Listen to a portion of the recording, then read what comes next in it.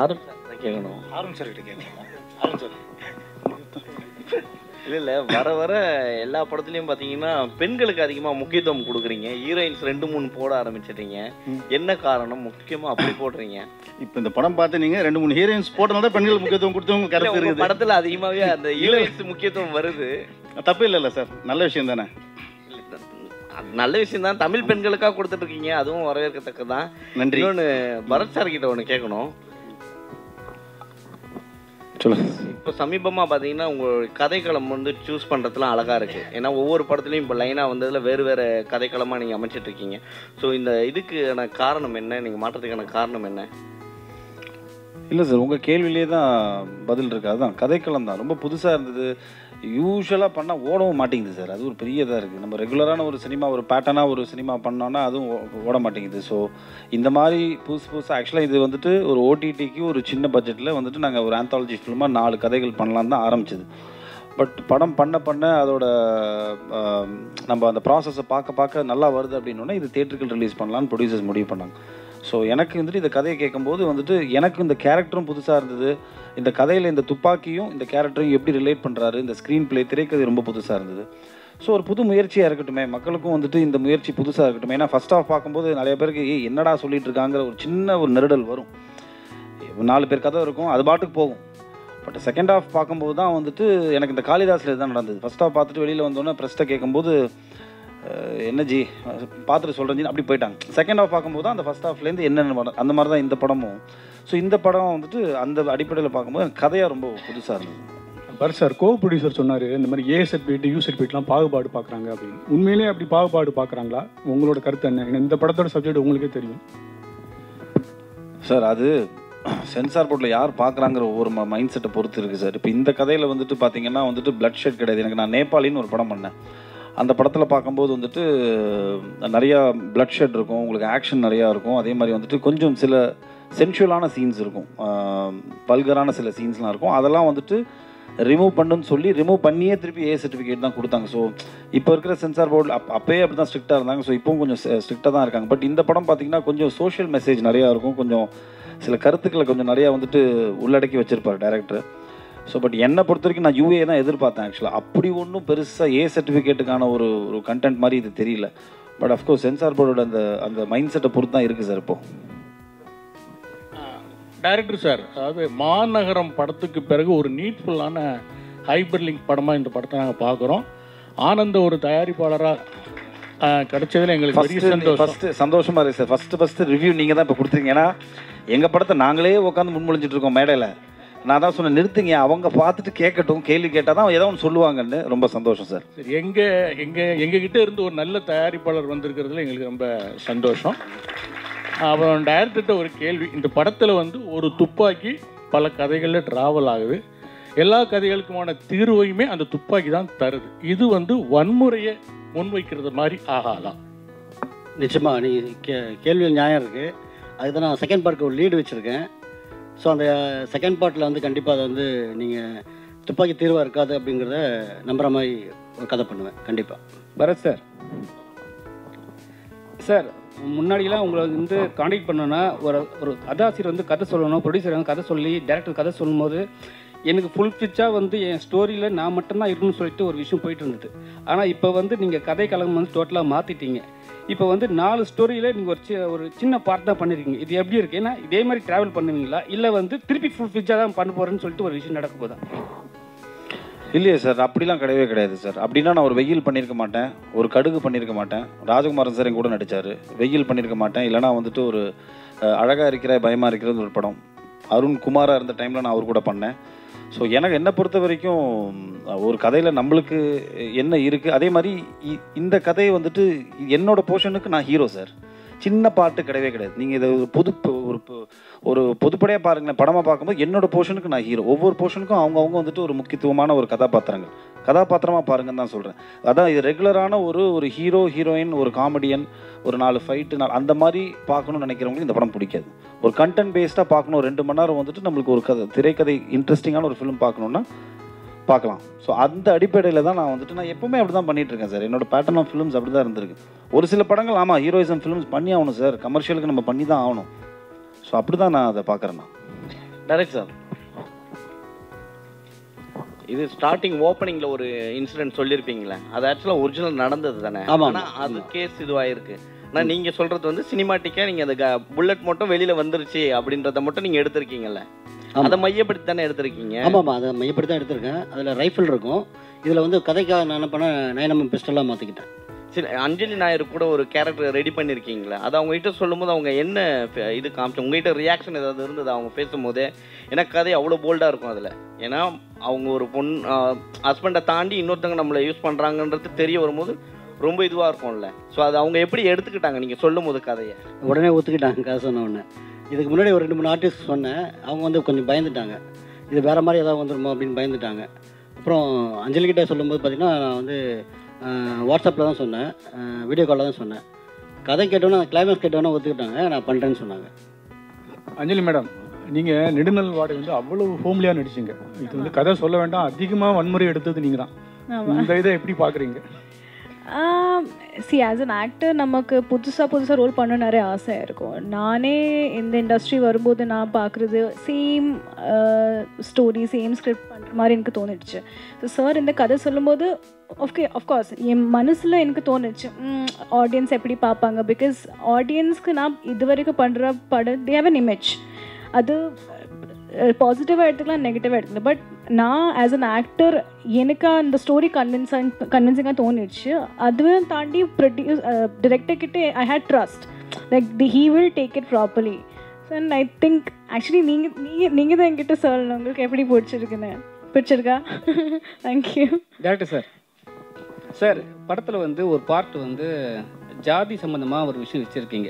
எப்பவுமே வந்து ஜாதியை பற்றி பேசினாவே நான் என்னென்னா ஒரு லெவலில் வந்து கொஞ்சம் ஏற்றி சொல்லுவாங்க. ஆனால் நீங்கள் சட்டெல்லாம் சொல்லியிருக்கீங்க. ஆனால் வந்து அந்த ஜாதி பெருமையை காட்டுறதுக்காக ஒருத்தர் சொல்கிற போது இந்த இடத்துல அந்த சோஷியல் இஷ்யூஸ் இங்கே நிறைய இருக்குது. சரிங்களா? அது ஏதாவது உங்களுக்கு வந்து பாதிக்குமா? இல்லை, புரியல உங்கள் கேள்வி, எனக்கு புரியல, சாரி. என்னன்னா இப்போ வந்து ஜாதி பெருமை பேசுகிறவங்க தான் வந்து கீழ்மட்ட ஜாதியை வந்து கொல்றாங்கன்னு சொல்லிட்டு ஒரு விஷயம் வச்சுருக்கீங்க. ஸோ அது வந்து இந்த கொல்றதுனால இப்போ இருக்கிற சுச்சுவேஷனுக்கு, ஏன்னா இப்போ இருக்க வந்து ஜாதி நீங்கள் கூட பார்த்துருப்பீங்க மலம் கலந்த விஷயம்லாம் நடந்திருக்கு. ஸோ இந்த விஷயம் வந்து இந்த படத்துக்கு பாதிக்குமா? கண்டிப்பாக பாதிக்காதுங்க, நான் அப்படி ஒன்றும் சொல்லி அதில் இல்லை. ஏன்னா ஜாதி பெருமையை பேசுகிறவங்க தான் வந்து ஜாதி கீழே இருக்கிறவங்க வந்து கொல்றாங்க. சரிங்களா? ஏன்னா அவங்க எதிர்க்க முடியாத லெவலில் வந்து கீழ் ஜாதி ஆளுங்க இருக்காங்களா? இல்லை, அப்படிலாம் இங்கே யாருமே இல்லை. இப்போ இந்த கதைக்கு அது தேவைப்பட்டுச்சு அப்படின்றதுனால தான் அதை வச்சேனே தவிர அப்படி யாரும் இல்லை. இங்கே ஓரளவுக்கு எல்லாமே படிக்க ஆரம்பிச்சிட்டாங்க. எல்லாமே ஓரளவுக்கு சென்னையை பொறுத்த வரைக்கும் அந்த பாகுபாடு கொஞ்சம் ஓரளவுக்கு கம்மியாக தான் இருக்குது. ஸோ இந்த சென்னையில் நான் சென்னையில் பிறந்து வளர்ந்தேன், அதனால் அப்படின்னு நினைக்கிறேன். சார், இந்த கதைகள்லேயே வந்து அபிராமியோட கதை தான் எனக்கு ரொம்ப பிடிச்சிருந்தது. காரணம் என்னென்னா துப்புரவு தொழிலாளனாலே அவ்வளோ போதிய அறிவு இல்லாதவங்க, படிப்பு இல்லாதவங்கன்னு அப்படியான ஒரு சித்திரம் இருக்கும்போது ஒரு பையனை கூட திருநங்கையாக மனப்பூர்வமாக ஏற்றுக்கிற ஒரு தாயா ஒரு புதிய விஷயமா சொல்லியிருந்தீங்க. அது மட்டும் இல்லாமல் திருநங்கைக்கும் அவர்களுடைய உடம்பு வந்து சுத்தமாக இருக்கணும்னு விரும்புகிறாங்க.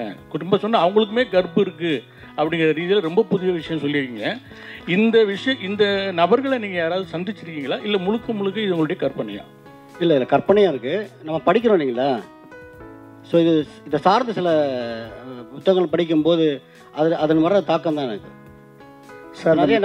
நிறைய இந்த திருநங்கைகள் நம்ம பார்க்கும்போது பார்த்திங்கன்னா ரோட்டில் பிச்சை எடுக்கிற மாதிரியும் பாலியல் தொழில் பண்ணுற மாதிரியும் பார்த்துட்டே இருக்கும். ஸோ அவங்களுக்கு இதை விட நிறைய படிக்கிறவங்க இருக்காங்க, ரைட்டர்ஸாக நிறைய பேர் இருக்காங்க. ஸோ அவங்களாம் நான் நிறைய மீட் பண்ணியிருக்கேன், அவங்களாம் பேசியிருக்கேன், பழகியிருக்கேன். ஸோ அந்த தாட் நமக்குள்ளே இருந்துகிட்டே இருக்கும். ஸோ வேறு மாதிரி எதாவது காட்டலாமே அப்படின்றதுக்காக தான் அவங்க வந்து எப்படி மாறுறாங்க அந்த பக்கமே நான் போகல.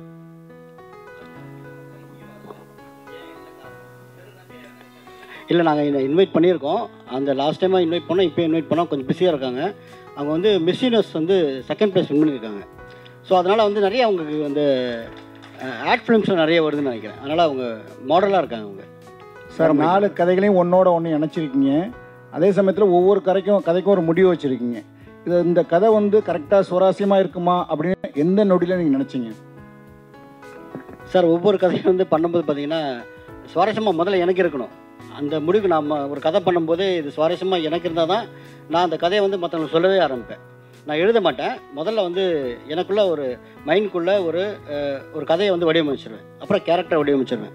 அதுக்கப்புறம் தான் வந்து மற்றவங்ககிட்ட ஷேர் பண்ணுவேன். அப்போ அது சுவாரஸ்யம் வந்த அப்புறம் தான் நான் அவங்ககிட்ட ஷேரே பண்ணுவேன். அதை சார் 4 ப்ரொடியூசரில் ஒரு ப்ரொடியூசர் சொன்னார், இங்கே 4 ப்ரொடியூசரில் ஒரு ப்ரொடியூசர் சொன்னார். என்ன சொன்னார்னா, ஸ்டேஜில் இந்த படத்தில் வந்து எனக்கு வந்து புரியவே இல்லை, ஏன் ஏஎஸ்டி கொடுத்தாங்கன்ட்டு.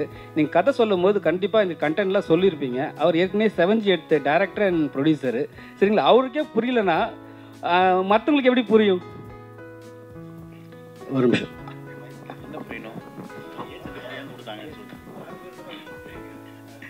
இல்லை புரியலன்னு சொல்ல, இது அந்தளவுக்கு வன்முறையான கதையும் இல்லை. அந்தளவுக்கு நம்ம பிளட் ஸ்குவாஷோ இப்போ ரீசெண்டாக ஒரு படம் பார்த்து ட்ரில் இந்த பக்கம் போட்டு இப்படி வருது பார்த்தா இதுனா சொல்லி அது யூஇயர் நம்ம எதுவாக சொல்லலை. அப்போ நம்ம ரொம்ப எக்ஸ்பெக்ட் பண்ணோம். இதில் வந்து நீங்கள் இப்போ ஆல்மோஸ்ட் டெலிவரி சீன்ஸ் நம்ம நெக்ஸ்ட்டு பண்ணுறோம். ஒரு 25 மினிட்ஸ் நம்ம கட் பண்ணியிருக்கோம். ஃபுட்டேஜ் கட் பண்ணிவிட்டு மறுபடியும் போய் நமக்கு அதே சர்டிஃபிகேட் தான். அப்போ நம்ம கட் பண்ணாமல் இருக்கலாம் இல்லையா? அதுவும் வந்து தப்பான இதில் ஆர்கியூமெண்ட்ஸ் தான், டிஸ்கஷன்ஸ் தான், அதெல்லாம் கட் பண்ணிட்டு சொல்லிட்டாங்க. இது நெக்ஸ்ட் இதில் இன்னும் நம்ம அதில் என்னென்ன சேஞ்சஸ் பண்ணியிருக்கோம்னு சொல்லிட்டு நாங்கள் நெக்ஸ்ட் இதில் சொல்கிறோம். அது டேரக்டர் சொன்னதான் நல்லாயிருக்கும் நினைக்கிறேன். சார் 20 நிமிஷம் வந்து அந்த படத்தோட ஃபுட்டேஜை வந்து எடிட் பண்ண வச்சுருக்காங்க. அதாவது பிளட்டுனால ஏதோ ஒரு காரணத்தினால பண்ணியிருக்காங்கன்னு சொல்கிறீங்க. அப்போ சின்ன படங்களை வந்து சென்சார் வந்து வஞ்சிக்குதா சார்? இது என்னதான் கேட்டிங்களா? எனக்கு தானா? Okay sir. இது வந்து எனக்கு முதல் படம்ன்றதுனால எனக்கு அது தெரியல. நான் இப்போ அங்கே போனேன், உனக்கு யூஏ வேணுமா ஏ வேணுமான்னு கேட்டாங்க. ஸோ யூஏனா இவ்வளோ கட்டு இருக்குது, ஏன்னா இவ்வளோ கட்டு இருக்குனாங்க. யூஏல பார்த்தீங்கன்னா கண்டென்ட்டே வந்து அவங்க வந்து தூக்க சொல்கிறாங்க ஒரு கண்டென்ட்டே. இப்போ அஞ்சலினோட போர்ஷன் பார்த்துருப்பீங்க, அதில் முக்கியமான போர்ஷன்லாம் வந்து கட் பண்ண சொல்கிறாங்க. ஸோ அப்படின்னா வந்து படம் பார்க்குற சுவாரஸ்யமே இருக்காது. ஸோ அதனால் வந்து ஏ கொடுத்தாலும் பரவாயில்ல, கண்டென்ட் தான் எனக்கு வேணும்னு சொல்லிட்டு நான் வாங்கியிருக்கோம். நான் ப்ரொடியூசர்கிட்ட டிஸ்கஸ் பண்ணேன்.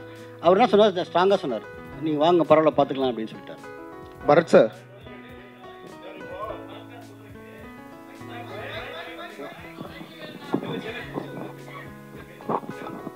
இல்லை அவர் சொல்ல மறந்துட்டார். என்னன்னா சென்சாரில் வந்து முக்கியமான சில போர்ஷனு கதையிலே வேறு மாதிரிலாம் விஷயங்கள் இருக்குதுன்னு சொல்லி எடுக்க சொன்னாங்க. அப்புறம் பரத் சார் இவங்க 3 பேர் காரில் ட்ராவல் பண்ணும்போது சமூக நீதி சார்ந்து நிறைய டைலாக்ஸ் வச்சுருந்தோம். அதாவது 3 மதத்துக்காரங்க அந்த காரில் பயணிப்பாங்க. 3 பேரும் அவங்கவுங்க பாயிண்ட் ஆஃப் வியூவில் அவங்கவுங்க இதை பற்றி பேசுவாங்க. அந்த விஷயத்தை டோட்டலாகவே எடுக்க சொன்னாங்க. அப்புறம் வந்து அந்த கண்டென்ட்டை தூக்க சொல்லிட்டு அவர் இயக்குனர் என்கிட்ட சொன்னது ஞாபகம் இருக்குது. நான் வந்து இங்கே ஒரு ஹோட்டலில் ஒரு ப்ரொமோஷனில் இருக்கும்போது வந்தார். வந்து இந்த மாதிரி இந்த டைலாக்லாம் சேஞ்ச் பண்ணணும் சென்சாரில் சொல்கிறாங்க அப்படின்னு சொன்னார். அப்போ நான் கேட்டேன், நீங்கள் வந்து அவங்ககிட்ட ஃபைட் பண்ணலாமே, நீங்கள் அவங்ககிட்ட பேசலாம், நம்ம உங்களுக்கு ரைட்ஸ் இருக்கே அப்படின்னு கேட்டேன். அதுக்கு அவர் சொன்ன பதில் தான் நாங்கள் பதிவு பண்ண நினைக்கிறேன். என்ன சொன்னார்னா, அவங்க டிஸ்கஷனுக்கு வரல, ஆர்டர் போடுறாங்க. அவங்க தொழில வந்து டிஸ்கஷனே இல்லை, சமூக நீதி அதெல்லாம் விடுங்க, மதம் சார்ந்த அதெல்லாம் விடுங்க, இதை பண்ணுங்க தூக்குங்க அப்படின்னா அது கொடுக்குற எல்லாம் அந்த டிஸ்கஷன் முடிக்க அவங்க வரல அப்படின்னு சொன்னார். இப்போ ஒருவேளை இவர் வந்து ஒரு லோகேஷ் கனகராஜ் மாதிரி ஒரு பெரிய நிறுவனத்தில் படம் பண்ணுற ஒரு இயக்குனராக இருந்தால் அந்த டிஸ்கஷன் மேபி நடந்திருக்கலாம். அவர் எளிய இயக்குனர், எளிய நிறுவனங்கிறதுனால அந்த டிஸ்கஷனுக்கு சென்சார் வரலன்னு நினைக்கிறேன்.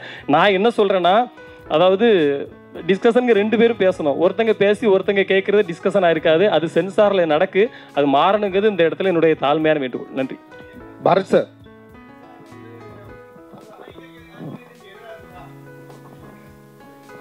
சார் அதான் சொன்னேனே, இது வந்து எனக்கு முதல் படம்ன்றதுனால அவங்க எப்படி என்கிட்ட நடந்துக்கிட்டாங்க, இப்படி தான் நடந்துப்பாங்களான்றது எனக்கு தெரியல. இதுதான் ஃபஸ்ட்டு படம்ன்றதுனால. ஸோ அடுத்த படத்தில் இந்த மாதிரி கொஞ்சம் தெளிவாக இருப்பேன். தெளிவான சில கேள்விகள் கேட்க முடியும் அவங்கள. பரத் சார், உங்கள்கிட்ட ஒரு கேள்வி. நீங்கள் வந்து நிறைய நெகட்டிவ் ரோல் பண்ணியிருக்கீங்க, பட் அதுக்கு ஒரு ரீசன் இருக்கும். மேபி ஹீரோயின்காக ஏதாச்சும் ஒரு விஷயம் ரிவெஞ்ச் எடுக்கிற மாதிரி ஒரு சப்ஜெக்டாக இருக்கும். பட் இப்போ உள்ள உங்கள் கூட நடித்த சக நடிகர்கள் வந்து ஹீரோவாக இருந்தவங்க எல்லாருமே இப்போ மெயினாக முழுக்க நெகட்டிவ் வில்லனாகவே பண்ணுறதுக்கு இன்ட்ரெஸ்ட் காட்டுறாங்க. இன்கேஸ் ஃப்யூச்சரில் நீங்கள் அந்த மாதிரி பண்ணுறதுக்கு ஐடியா இருக்கா? கண்டிப்பாக பண்ணுவேன் சார் நான். பட் அந்த மொத்தம் நெகட்டிவ் கதாபாத்திரம் என் மேலே இருக்கணும். அந்த பிரிஞ்சுலாம் இருக்கக்கூடாது. இப்போது அருண் விஜய் பண்ணார்ல அஜித் சார் படத்தில். ஸோ அந்த மாதிரி இருந்துச்சுன்னா, நல்ல டேரக்டர் இருந்துச்சுன்னா, நம்மளுக்கு நம்ம பண்ணுற ஒரு எஃபர்ட், நம்ம போடுற அந்த இன்வெஸ்ட்மெண்ட் வந்து யூஸ்ஃபுல்லாக போய் சேரும்.